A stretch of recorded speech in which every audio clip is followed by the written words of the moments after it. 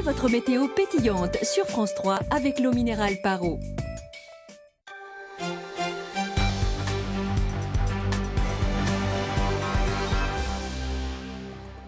Bonsoir, bienvenue dans le 19-20 en Rhône-Alpes. À la une de l'actualité régionale, une marche blanche en mémoire d'Anne-Laure. Le décès de la jeune femme renversée par un chauffard il y a 1 mois et demi à Lyon a suscité un élan d'indignation contre la violence routière. Notre dossier du samedi nous ramènera au Bataclan, sur les pas d'un groupe de lycéens isérois, un hommage en musique et en mots aux victimes du 13 novembre. Puis nous recevrons Pollux, pas le fameux toutou, héros de programme pour enfants, mais une illustratrice qui signe un livre drôle et instructif sur l'histoire de Lyon.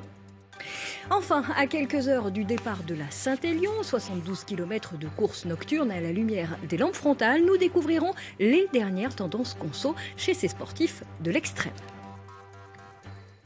300 personnes ont défilé en début d'après-midi sur le cours Vuitton à Lyon, à l'endroit même où dans la nuit du 22 au 23 octobre dernier, une piétonne était mortellement percutée par une voiture.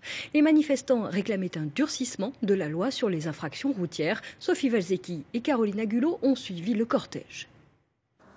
Une rose à la main et en silence. Le cortège s'avance lentement vers le lieu du drame. Les parents d'Anne-Laure ouvrent la marche. Julie, qui était aux côtés de leur fille lors de l'accident, est là aussi, grièvement blessée. Elle ne souhaitera pas s'exprimer aujourd'hui. Plus de 300 personnes, élus, habitants du quartier et amis, ont souhaité honorer la mémoire de la jeune femme. Anne-Laure était tout simplement mon bras droit au travail, donc je travaillais tous les jours avec elle. Donc c'était très important de soutenir sa famille, d'être là pour sa mémoire. L'émotion devient presque insoutenable quand vient le moment de déposer les fleurs à l'endroit même où Anne-Laure et Julie ont été fauchées le 23 octobre. Il est 1h du matin cette nuit-là.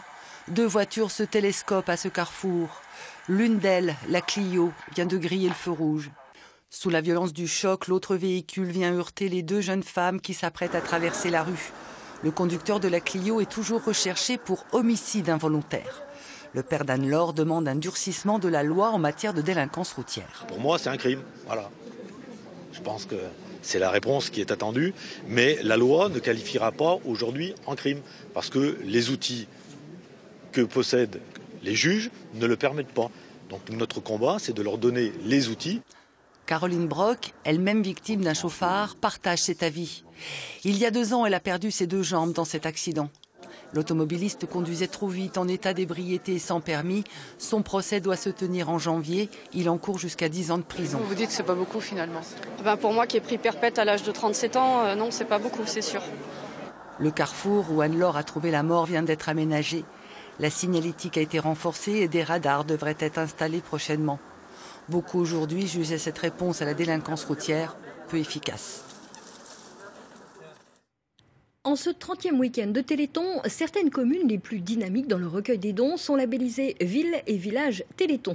C'est le cas d'Aubenas et de Saint-Alban-Auriol en Ardèche où de nombreuses animations encouragent à la générosité. Vanessa Fize et Nicolas Ferraud y ont rencontré des bénévoles ultra motivés. En Ardèche, quand on dit caillette, on fait recette. Alors autant que ce soit au profit du Téléthon. À Saint-Alban-Auriol, c'est tout le village qui s'est mobilisé depuis le milieu de la semaine pour fabriquer 3637 caillettes. Comme le 3637, bien sûr. Les visiteurs sont impatients et les riverains pas peu fiers. Bien entendu, je les ai fabriqués. Depuis la découpe de la viande jusqu'à mettre la crépine. Quand on a la santé, nous on a la santé, on peut aider les autres, il n'y a pas de souci. Tous ceux qui sont là aujourd'hui ont participé à la fabrication. Les hommes ont fait le gros et les femmes ont roulé et mis la caillette en forme. Saint-Alban-Auriol, c'est 30 ans de Téléthon et autant de fêtes solidaires au village. Un peu plus loin, à Aubenas, on a pour premier défi de se renouveler. Alors cette fois, ce sont les 24 heures de la chanson, avec des artistes de la région. Après une nuit de température négative, les couches se superposent, mais l'enthousiasme des artistes bénévoles ne s'émousse pas.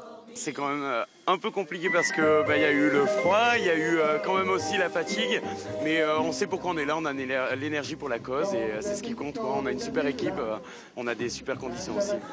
Ambiance, tout à côté sur le stand du service d'accueil de jour Les Babelous. Les usagers et les équipes participent au Téléthon depuis 2 ans. On danse, mais on sait aussi pourquoi on est là. Pour les dirigeants handicapés, ils marchent pas et tout. C'est un projet là, ça fait plusieurs mois qu'ils sont dessus et c'est vrai que ça les motive et voilà. Du coup, ils vont venir tout au long de la journée là, pour tenir le stand et ça permet d'avoir un contact aussi avec le public et c'est valorisant pour eux aussi, quoi. Allez, que la fête continue et que les dons pleuvent. 36, 37. Et d'après un décompte effectué à 18h, les Rhône-Alpins avaient déjà fait plus d'1 500 000 € de promesses de dons. Une première européenne à Lyon. Désormais, tous les samedis, une déchetterie fluviale va s'amarrer quai Fulchiron sur la Saône. Une barge pensée pour répondre aux besoins des urbains et dont l'expérimentation doit durer 2 ans. Pauline Lavoie et Pierre Lachaud ont assisté à son inauguration. La bouteille est récalcitrante, mais n'y voyons aucun signe. L'objet du baptême, une déchetterie d'un nouveau genre. Installée sur une barge, elle sera remorquée 1 fois par semaine, en plein cœur de Lyon. C'est tous les samedis, quai Fulchiron, de 9h à 17h, sur la plupart des flux, donc le bois, les meubles, les déchets d'électroménager, le papier carton, les métaux. On n'a pas mis les déchets verts et les gravats pour l'instant, puisqu'en cœur de ville, il y en a un peu moins, et puis ça posait quelques soucis de sécurité. Je vous laisse le mettre là-dedans, s'il vous plaît.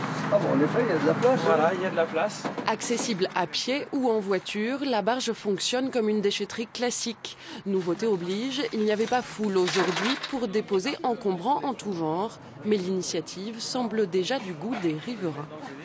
J'ai plus de voiture, donc j'étais obligée d'attendre que ma fille ou mon fils passe par là et m'aide à mettre tout en déchetterie. Donc c'était une fois par an à peu près.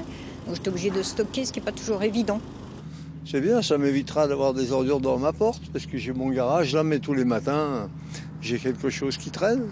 D'abord en expérimentation pendant 2 ans, l'objectif de cette opération aux partenaires multiples est bien environnemental, réduire la circulation des camions et lutter contre les décharges sauvages. Ça nous coûte 5 à 6 fois plus cher quand les gens mettent des encombrants dans la rue plutôt que de les mettre en déchetterie. Alors on essaye de régler le problème. On a déjà 19 déchetteries sur le territoire de la métropole. Là, on est en centre-ville. Et le problème du centre-ville, c'est qu'il n'y a plus de foncier. Donc on n'arrive pas, même si on a envie de faire des déchetteries, on ne trouve pas le terrain pour les faire. Ici, donc, pas de terrain nécessaire. Une fois la barge pleine, direction le port Édouard Herriot, où seront traités les déchets. Notre dossier du samedi raconte l'histoire d'un projet artistique qui se termine en hommage. Cette semaine, des lycéens de Pont-de-Chéruy en Isère ont assisté à un concert au Bataclan. Pendant 2 ans, ils ont suivi avec le Quatuor de Bussy des ateliers d'écriture fortement marqués par les attentats de 2015. À Paris, ils ont pu rencontrer une rescapée du 13 novembre et Yaël Marie et Claire Chéry-Pella les ont suivis. Au milieu du concert, le temps de respirer leur dernière bouffée d'air. Novembre 2015, le fracas des attentats. Sur ce traumatisme, des lycéens lyonnais et isérois ont mis des mots. La suite, vous la connaissez. Des textes, des slams, qui les emmènent 2 ans après jusqu'au Bataclan.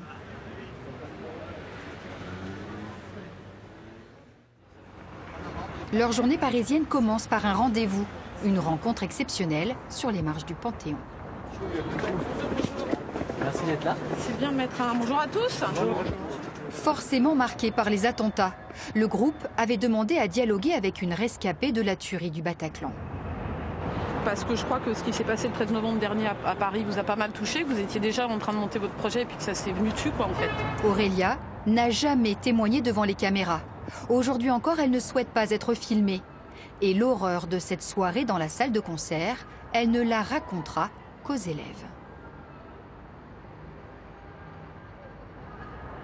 Ce qui m'a marqué le plus, le fait qu'elle ait dû se cacher sous les escaliers et qu'il se demandait même s'il devait ouvrir la porte ou non. On a vraiment su comment ça s'était passé. Comment on a pu passer au-dessus de reconstruire sa vie, un peu quand même. On ne se rend pas bien compte en fait de ce qu'ils ont vécu. Et c'est vrai que le fait qu'ils nous expliquent comme ça, c'est moi. Au départ, Leur projet était purement artistique, pédagogique. Rattrapé par l'actualité, il s'est étoffé. Ils ont cette actualité au quotidien qui leur renvoie des informations souvent semblables et répétitives. Et donc, on s'est aperçu à travers ce projet pédagogique d'aller là où les choses se passent clairement. Ça permettait aux élèves de se faire une idée plus réelle, plus concrète de la réalité de notre monde et de se construire. Ils ne s'attardent pas au Panthéon. Le concert approche. Certains appréhendent déjà d'entrer dans le Bataclan. On a une amie de la classe qui n'a pas voulu venir parce qu'elle était stressée à avoir les nausées parce que ça fait qu'1 an, il y avait des corps à cet endroit-là et c'est vraiment trop, c'était trop quoi. Donc vous rentrez dans ce Bataclan que vous avez tous connu au moins par vos écrits. Alors c'est une salle maintenant qui était déjà magnifique mais qui a été refait dans laquelle je trouve qu'on n'en a qu'une envie, c'est de faire de la musique dedans. Ce sont des retrouvailles. Le groupe est invité par le Quatuor Debussy qui accompagne la chanteuse Yael Naïm sur scène. Le cadeau final d'un projet musical entre une classe de décrocheurs scolaires de Pont-de-Chéruy, des élèves bijoutiers de Lyon et des musiciens professionnels. Pendant 2 ans, les lycéens ont écrit des textes, des paroles mises en musique par les artistes. Il y a 15 jours à Lyon, tous partageaient la scène. J'ai des doutes, des incertitudes, mais j'essaie de vaincre la lassitude. Ce soir, pas de trac pour les élèves, ils ne montent pas sur scène. Finalement, surprise de dernière minute, juste avant le concert. J'ai le sang mêlé, un peu colon, un peu colonisé. Je suis le métissé, mélange de Paris et d'Alger.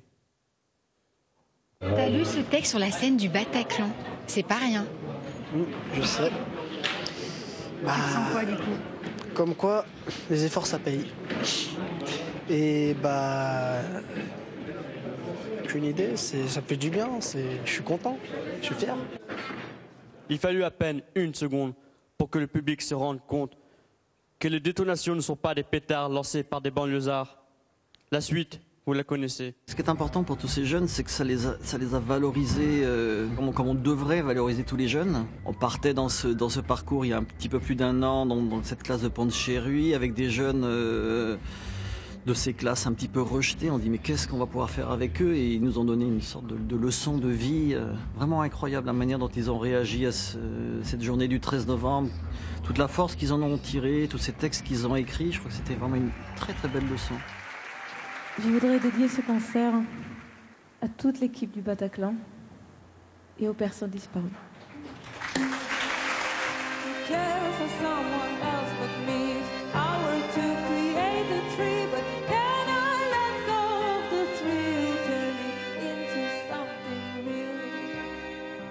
C'est vrai que la première fois qu'on est arrivé dans la salle, il y avait une certaine appréhension et là du coup ce soir c'était plus du tout la même chose. Et voilà. Qu'est-ce qui reste de cette journée parisienne? Des sourires? Bah oui, sourires et je pense qu'on va sortir plus unis de tout ça. Fin d'une journée extraordinaire. À leur manière, ils ont rendu hommage aux victimes du Bataclan. Ils l'ont échappé belle, 2 pilotes ardéchois ont atterri en catastrophe entre 2 pistes de Serre-Chevalier. Jeudi, le président de l'aéroclub de Pierrelatte et un ami survolait le massif des Écrins à bord d'un avion de tourisme lorsqu'une manœuvre malencontreuse a déséquilibré l'appareil. Ils se sont alors posés sur la neige et s'en sortent indemnes. Les images de l'exploit sont à retrouver sur le site internet de France 3 Rhône-Alpes. Notre émission Dimanche Impolitique sera consacrée demain à partir de 11h30 à l'éducation. Paul Satis nous en dit plus. Notre invité Sandra demain, c'est Dominique Nachury, députée de la 4e circonscription du Rhône, qui est également conseillère communautaire dans la métropole lyonnaise et conseillère municipale de Lyon. Madame Nachury, on va se retrouver demain dans cette émission dans un contexte assez incroyable pour la vie politique, à la fois la désignation de François Fillon, le renoncement de François Hollande. C'est vrai que ça fait beaucoup pour une semaine. Oui, c'est vrai que ça fait 2 grandes nouvelles pour cette semaine politique. la désignation de François Fillon à la fois très, très claire et avec une forte mobilisation, qui sera donc le candidat de la droite et du centre pour les prochaines présidentielles. Et puis ce retrait un peu dans une forme un peu étonnante, puisque en présentant un bilan positif et tout en décidant d'abdiquer, sans doute une lucidité de la part de François Hollande, pas sur son mandat et sur son bilan, mais sur ses chances de pouvoir être présent au deuxième tour de l'élection présidentielle. On en parle demain, Madame Neschuri, on se donne rendez-vous sur le plateau de France 3 Rhône-Alpes. On parlera notamment d'une des propositions de Fillon sur la réforme de l'école et vous en débattrez avec le président de l'association des professeurs d'histoire géo. Voilà, rendez-vous demain, Sandra, à 11h30. Je vous l'annonçais en titre, Pauline Nguyen, alias Pollux, est notre invitée ce samedi. Bonsoir Pollux. Alors ce surnom, au départ un surnom, c'est devenu votre nom de plume puisque vous signez une collection de livres consacrés à l'histoire des grandes villes. Alors celui-ci, je le montre, il est consacré à la ville de Lyon. Il correspond bien à la formule « apprendre en s'amusant ». Quel procédé avez-vous utilisé pour faire passer le destin de la ville de Lyon alors ? Alors donc c'est des interviews qui sont fictives mais de personnages réels, donc une quinzaine de personnages historiques ou artistiques, des architectes, etc., qui ont marqué Lyon dans son histoire ou dans différents domaines. Et voilà. Et donc je me mets en scène en posant des questions à ces personnages-là, qui répondent avec des mots un peu actuels, avec une façon de parler qui est plus la mienne que la leur, j'imagine, mais voilà. Et, alors, j'en ai compté une quinzaine de personnages. Oui. Parmi les plus connus, il y a Jean Moulin, la mère Brasier, les frères Lumière, l'abbé Pierre, etc. Et vous commencez, c'est logique, par le fondateur de Luc Dunhomme. Alors, c'est un militaire romain, et vous ne l'épargnez pas. Fayot, Planqué.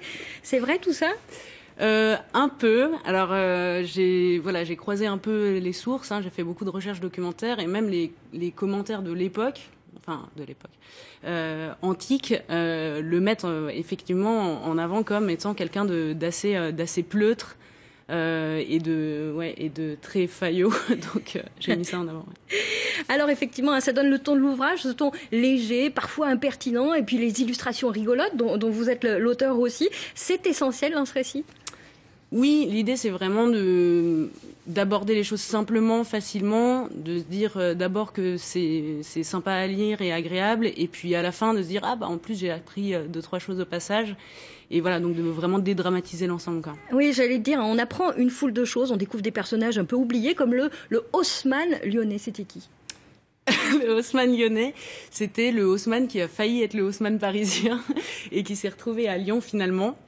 Donc Weiss, qui a réorganisé Lyon, qui a changé une ville qui était jugée insalubre, avec des quartiers pauvres, et qui en a fait une ville beaucoup plus clinquante, avec des grandes artères, avec des perspectives. Et voilà. Et donc il y a des choses également un peu discutables, puisque forcément qui dit revaloriser le centre, disait repousser aussi les populations plus pauvres à l'extérieur. Et donc c'est ce. Il nous a laissé la fameuse rue de la République que les Lyonnais connaissent bien. Alors vous vous dites historienne du dimanche, mais il y a un gros travail là derrière. Il y a un gros travail, oui, de beaucoup de recherches, de sources différentes à croiser, puisque justement il y a des personnages qui sont dont on met en avant un certain aspect au premier abord, mais où en fait en creusant un peu on découvre d'autres choses qui peuvent se contredire, pardon. Et donc voilà, beaucoup de recherches documentaires, et ensuite il fallait que moi je décide ce que j'en pense et que je le mette en scène. Eh bien, félicitations, c'est très réussi. Alors je Merci. le rappelle, le titre de votre livre, c'est donc Interview à Lyon aux éditions Nomade. Et si vous étiez en panne d'idées pour Noël, ma foi, je pense que c'est une bonne idée cadeau. Merci à vous. Merci.